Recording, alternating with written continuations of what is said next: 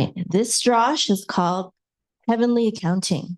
And I'd like to give a disclaimer that if you are offended by this drash, that it's not me offending you, okay? So here in our Torah portion, it says, Ele Pekudei HaMishkan. And in the English these are the accounts of the tabernacle. I didn't like the Chabad translation, but because it said something like testimony or something like that. The word Pekudei, which are the name of our Torah portion, is derived from. It has to do with the word count, accounting, accounts, okay? So these are the accounts of the tabernacle, even the tabernacle of the testimony, as they were rendered according to the commandment of Moshe through the service of the Levites by the hand of Itamar, the son of Aaron the priest. Even this word rendered right here, this is also based on the word counting, as they were counted, okay, according to the command of Moshe. So Hashem commanded Moshe to take an account of everything. And this, I didn't plan to, write this drash for this specific subject. These are just the thoughts that came to mind when I meditated on the word account and counting, okay? It reminded me of the verse, first of all, from Matthew chapter 10, verse 28, where it says, "Do not fear those who kill the body, but are powerless to kill the soul. Rather, fear him who can destroy both soul and body in Gehinnom. Aren't 2 sparrows sold for next to nothing? 2 for an asarion? Yet not one of them will fall to the ground without your Father's consent. As for you, every hair on your head has been counted." Here we go again with the word count. Every hair on our heads has been counted. Our hair falls in, bunches whenever we take a shower, whenever we brush our hair, even when we're just going through our day, our hair is continually falling out. We don't even know how much hair in our head falls off every single day. Yet the Creator, Hashem, knows every hair on our head, how much is on our head and how much has fallen off that day. He is the author of not only the Bible, he is the author of mathematics, science, history, you name it. He is the master of all. He knows all things, and every single little detail matters to him. Matthew chapter 12, verse 35. This is the next logical place that my mind went to, and I thought about the name of our Torah portion, Pekudei. It says here, "The good person brings forth good things from his store of good, and the evil person brings forth evil things from his store of evil. Moreover, I tell you this, on the day of judgment, people will have to give an account, Pekudei, of every careless word that they have spoken. For by your own words, you will be acquitted or seen innocent, deemed innocent by God, and by your own words, you will be condemned." So God is counting every hair on our head. And of course, if he's counting even the hairs on our head, which seem meaningless to us until you don't have very much anymore around my age, if he's counting even the hairs on our head, be sure to know, remember always that he is for sure counting every single word that we say, not just counting them by number, but weighing them in terms of what our hearts meant by them, okay?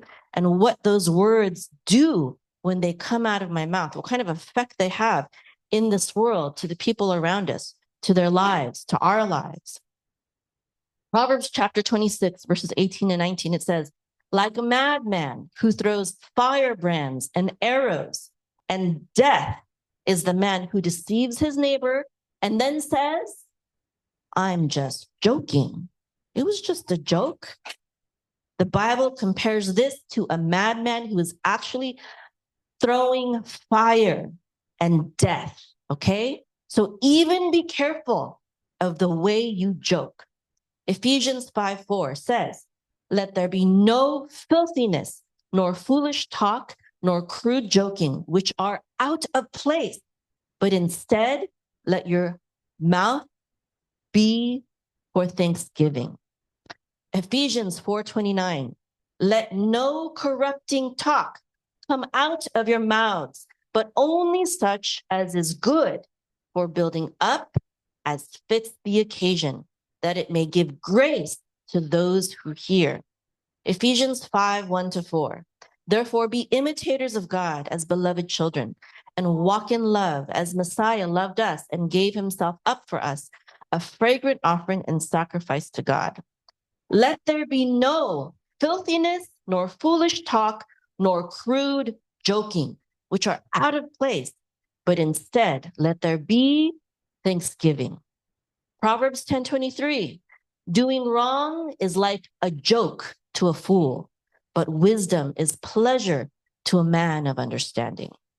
Leviticus chapter 20, verse 9, for whatsoever man there be that curses his father or his mother shall surely be put to death.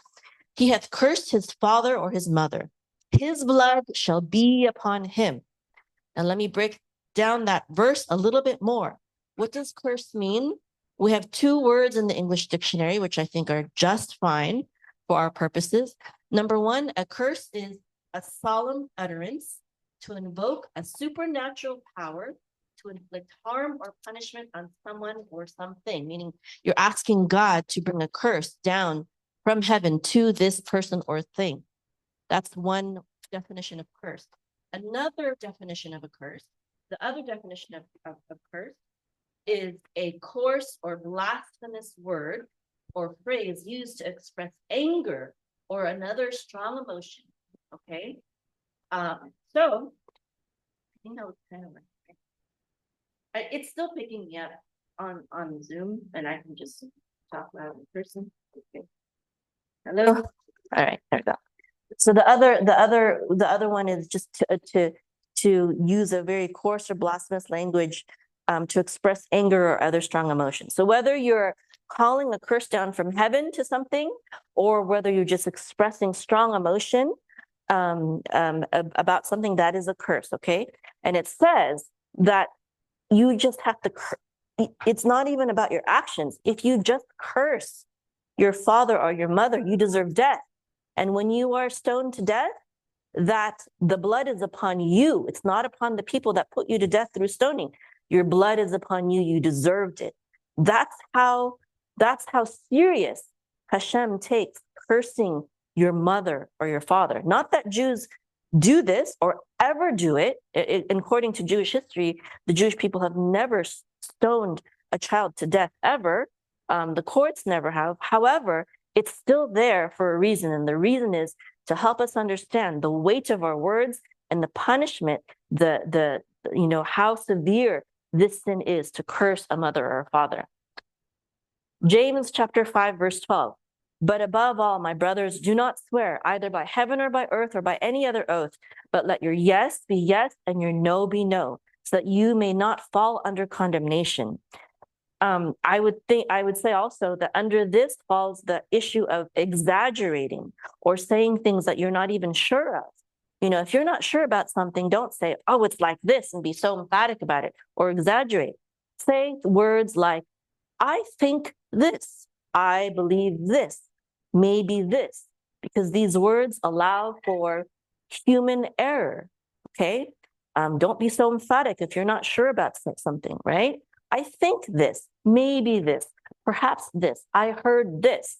Okay, these words may make you seem a little less confident in what you're saying, but at least you will be truthful, and at least you won't be judged by the words that you say on Judgment Day. Okay, Luke 6:45 says, the good person out of the good treasure of his heart produces good, and the evil person out of his evil treasure produces evil. And out of the abundance of the heart, his mouth speaks. So this is another reason why it's so important to be careful about what we say, because it reveals your heart. Your words are not flippant. Your words are not trivial. It shows what is in your heart. So be very careful. Hashem says this, your words are your heart displayed. Okay? Psalm 119, 105. Therefore, your word is a lamp unto my feet and a light unto my path. Let this be what guides our words and the meditations of our heart. Philippians 4:8. I'm going fast because I'm on a timer here. Finally, brothers, it says here, whatever is true, whatever is honorable, whatever is just, whatever is pure, whatever is lovely, whatever is commendable, if there is any excellence, if there is any worthy of praise, think about these things. These things think about. And when we think about them, they're on our hearts. That will be on our hearts. This is how we can change our words. We have to change our hearts. We have to change our thoughts. Okay. And how do we change our thoughts? We have to change the things we read, listen to, watch, etc. And I just want to close with one more quote by Rabbi Nachman of Breslov. He says, "You are wherever your thoughts are. So make sure your thoughts are where you want to be." Shabbat shalom.